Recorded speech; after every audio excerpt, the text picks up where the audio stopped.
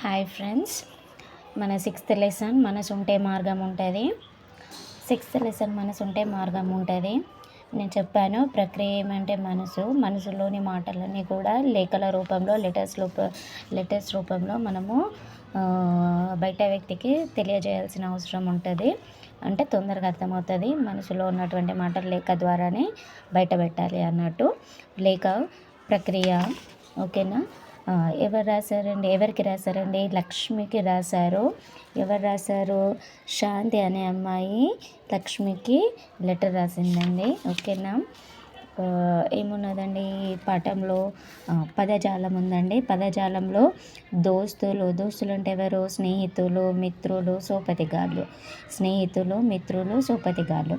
బట్టలు అంటే వస్త్రాలు, గుడ్డలు.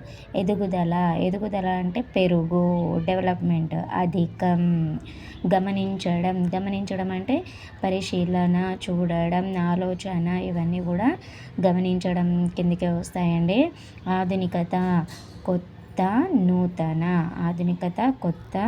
నూతన. ఊరు అంటే ఏంటండి? గ్రామం, పల్లె. ఇవన్నీ కూడా మళ్ళీ మనకు పదాలు అర్థాలు లాస్ట్లో ఉంటాయి కదండి, అక్కడ వస్తాయి. రిపీట్ అవుతూ ఉంటాయండి. ఇక్కడ భాషను గురించి తెలుసుకుందాం. ఏ విధంగా అండి? ప్రశ్నార్థక వాక్యాలను గురించి ఇచ్చారు. ఎవరు? Question mark.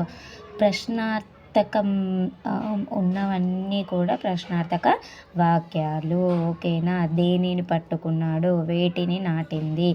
ఎవరిని సత్కరించారు? ఎవరు అనే పదానికి సమాధానం ఇచ్చే వాటిని ఏమంటామండి? కర్త. ఎవరు అని వస్తే వాళ్ళు ఎవరండి? కర్త. ఎవరిని, దేనిని అనే పదాలు ఇచ్చినప్పుడు దానికి సమాధానంగా వచ్చే పదాలను కర్మ అంటారు. ఎవరైతే ఉంటారో ఫస్ట్ మాట్లాడతారో వాళ్ళు కర్త అండి. దేని గురించి మాట్లాడతారో అది కర్మ అండి. ఓకేనా. ఇక్కడ ఫర్ ఎగ్జాంపుల్ చూడండి. నితీష్ సౌజన్యకు బహుమతి ఇచ్చాడు. ఇక్కడ ఏమడుతుండో? కర్త, కర్మ, క్రియ. నేను ముందే చెప్పాను, క్రియ అంటే పనిని గురించి తెలియజేస్తాయి. ఇచ్చారు, ఓడించారు, ఓడించింది. ఇక్కడ కూడా ఓడించింది. తిన్నాడు అంటే పని కంప్లీట్ అయిపోయింది కాబట్టి దాన్ని పనిని గురించి తెలియజేస్తుంది కాబట్టి క్రియ అన్నాము. ఫస్ట్ పర్సన్ ఎవరైతే ఉంటుండ్రో, వాక్యంలో ఉన్న ఫస్ట్ పర్సన్ ఎవరైతే ఉంటుండ్రో ఎవరు కదండి? వారందరినీ మనం కర్తగాను తీసుకుంటాము. ఎవరికి, దేనికి అని అంటున్నామో అది కర్మ కింద వస్తుందండి. సౌజన్య కుందేలును. ఓకేనా అండి. చైనా దేశపు క్రీడాకారిణిని. మామిడి ఇవన్నీ కూడా కర్మ కిందికి వస్తాయండి. ఇందులో ఉన్నటువంటి ముఖ్యమైనటువంటి సూక్తి ఏంటండి? కొటేషన్ ఏంటి? ఆత్మవిశ్వాసం కోల్పోవద్దు, నీకు ఈ లోకంలో అసాధ్యమేమీ లేదు. ఇది కరెక్ట్ టైంలో మనకు ఉపయోగపడుతుందండి.